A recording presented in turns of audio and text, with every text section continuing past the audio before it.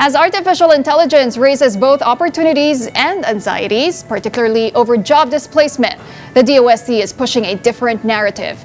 AI as a tool to support workers, expand access, and help small businesses compete. Mobile journalist Jazz Paredes reports. Amid growing concerns over artificial intelligence displacing jobs, the Department of Science and Technology is pushing a different approach, one that positions AI as a tool for inclusive growth, not replacement. At the center of this effort is the National Artificial Intelligence Center for Research and Innovation, or NICRI, envisioned as the country's hub for AI research, advanced computing, and technology development. But beyond innovation, its core mission is clear: to make AI accessible especially for micro, small, and medium enterprises, or MSMEs. Yung National AI Center for Research and Innovation, it is the strategic response of the OST in terms of accelerating AI adoption in the Philippines.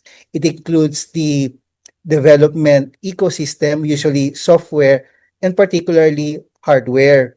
Kasi po ngayon, it's really expensive to do research on AI. Unlike large corporations with access to expensive AI systems, many local businesses and startups often lack the resources to develop or even subscribe to these technologies. NICRI seeks to bridge that gap by co-developing AI solutions tailored to their needs. For example, baka ang kailangan pala ay, for example, for customer engagement, kailangan pala nila ng chatbot or AI agent to respond to the queries of their customers. Then ibig sabihin, yung common framework for that, we will co-develop with them for their particular use.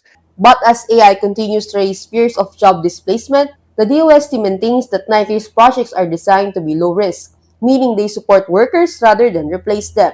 In fact, ang stance namin or yung perspective namin is that, of course, AI should be treated as an assisted tool for decision making, but more importantly, ang gusto nating inculcate is yung ethical and responsible use of AI. From its initial base in Metro Manila, NICRI is also looking beyond urban centers. With plans to establish regional hubs, the DOST aims to bring AI support closer to provincial and rural businesses. So we intend to go to the regions with the help of the DOST regional offices.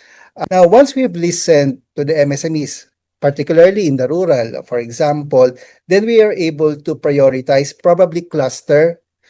We assume that there will be commonality in terms of needs. Still, the agency clarifies that its role is limited to co-development, leaving businesses responsible for scaling their own solutions. Currently, NICRI is working with government agencies on practical AI applications. Philippine Textile Research Institute, or PTRI.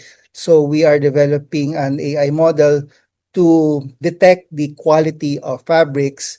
We are also collaborating with FPRDI. Kapatid Jazz Paredes, we are One News.